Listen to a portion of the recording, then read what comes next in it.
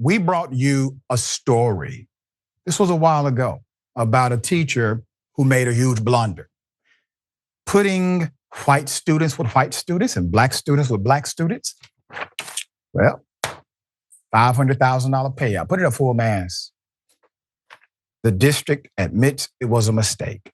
This is an update. $500,000 has been paid to a mom after the school segregated students by race. In an update, in Atlanta, Georgia, Kila Posey. Ms. Posey is a mother who sued the Atlanta public schools after she learned her daughter's school, Mary Lin Elementary, separated students by race. She has now received a $500,000 settlement with the district, which was approved by the board Monday, according to AJC.com. That's the Atlanta Journal-Constitution. Let me give you a reminder of the incident. In 2020, Ms. Posey, a career school teacher and administrator herself, was running an after-school program called The Club at multiple Atlanta elementary schools, including Mary Lin, where her daughter was about to start second grade. Her husband, Mr. Jason Posey, was the school psychologist at Mary Lin, which had a policy of allowing staff to request homeroom teachers each year. Her lawsuit obtained by Atlanta Black Star says, when the Poseys requested a certain homeroom teacher, the school's principal, Miss Sharon Briscoe, informed them that she had designated other homerooms as the black classes. It continues, for the second graders, and allegedly tried to persuade Kila Posey to place their daughter in one of them. Ms. Posey told CNN that Ms. Briscoe warned her that if her child remained in the original class, she would not, quote, have anyone that looks like her. All right. So when I first reported this story, I said, okay, obviously, this is not what we're trying to accomplish inside of our public school system. That's taxpayer funded. Tried that before, didn't really work. This principal likely believed she was doing something helpful, but it is not. We will talk about that in just a moment. So at the time, Mary Lin, a top performing school in the APS system, had 634 students. That's about 10%. About 10% were black. The second grade for the 2020 to 21 school year was slated to have 6 homeroom classes. And Ms. Briscoe reportedly split up the 12 black second graders registered among just 2 homeroom classes, along with students of other backgrounds, in an effort to, quote, build community among those black students. Alarmed, Ms. Posey began talking with and complaining about the apparent racial segregation of students to other school administrators and district officials. Ms. Posey claimed school officials told her that they shared her concerns and said they would investigate, but then did not notify her that they had taken any corrective action by spring of 2021, the complaint says. Meanwhile, the then principal of Springdale Park Elementary, Terry Harness, terminated his school's contract with the club, which Posey saw as retaliation for her complaints. Harness was a close friend and confidant of Ms. Briscoe, the lawsuit alleges. And in July of 2021, Principal Briscoe began contracting with another after-school service vendor for the following school year, diverting away some of the club's business, which Posey contended was evidence of, quote, ongoing retaliation. Yeah, sounds like ongoing retaliation to me and likely to you as well. There's more to the story. By April of 2022, here we go. With her discrimination and retaliation complaints unaddressed to her satisfaction, Ms. Posey then contacted the NAACP about her concerns. And NAACP representatives conducted a walkthrough of the school. In November of 2022, the U.S. Department of Education Office for Civil Rights began an investigation into her complaints of alleged racial segregation and subsequent retaliation against Posey, her family, and her business by APS. We are all the way in January 2023 now.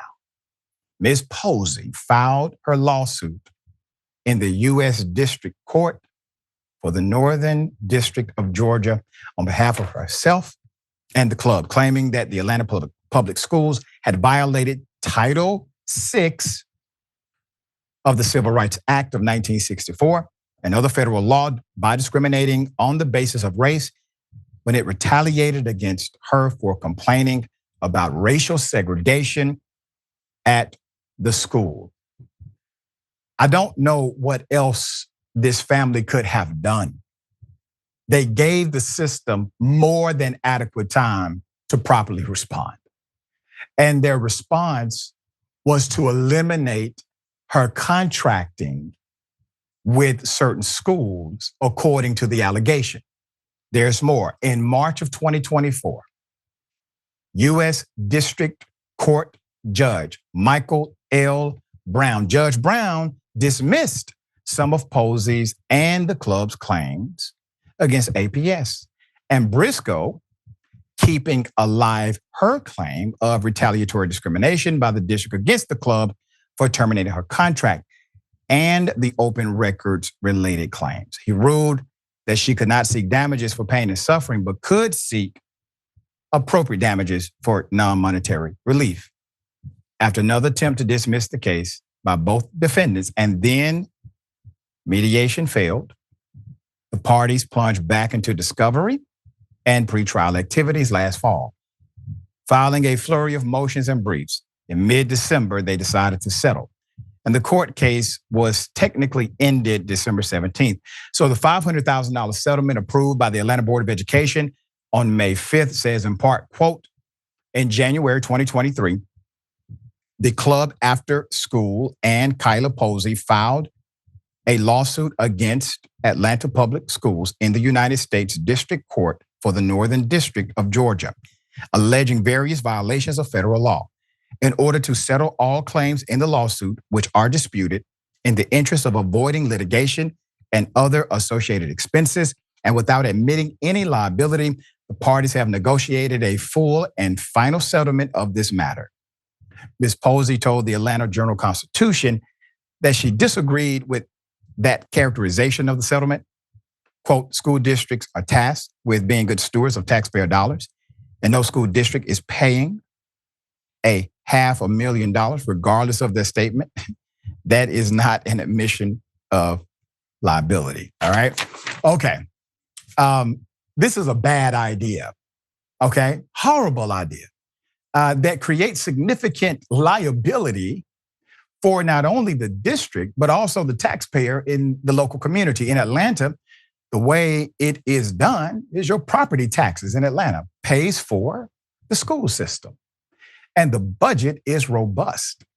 But if you decide to willingly violate the laws that govern how you are to operate by way of your statute and your design, well, obviously, that's going to be an issue.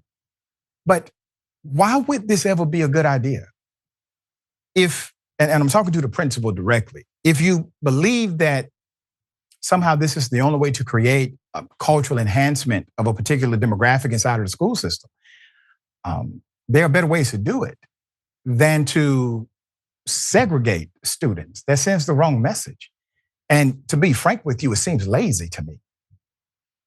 If there's a problem, if there's a cultural issue, then that cultural issue has to be addressed as student advocates for every student in that system.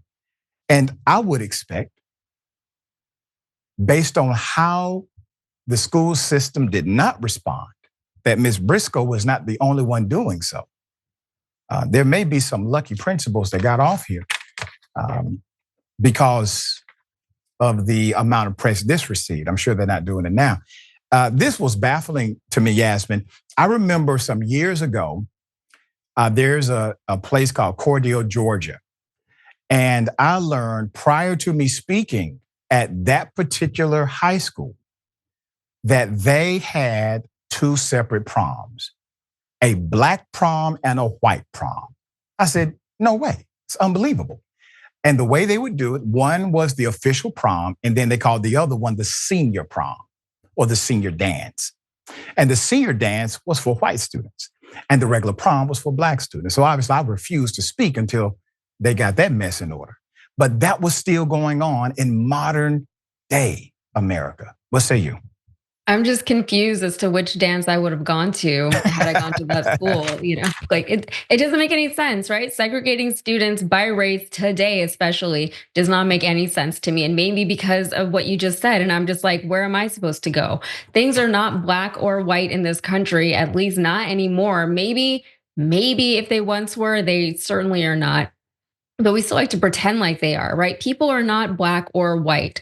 And by saying these white kids and these black kids over here, they have to go into different classrooms, they have to go to different proms, you're saying these kids are such polar opposites that they cannot possibly understand one another, they can't play with each other, they can't work together, and they shouldn't even be expected to, because black and white are not supposed to mix. There are no gray children, and apparently they can't even be near each other. But white kids aren't white and black kids are not black, right? Then there's people like me, wherever I fit in. We all exist in some kind of in-between space. And the people who are trying to widen that gap or even maintain that gap, their thinking is incredibly regressive and just unhelpful. We have all kinds of kids to deal with today, including mixed race children. So I don't know what decade these people think they're living in. They need to grow up.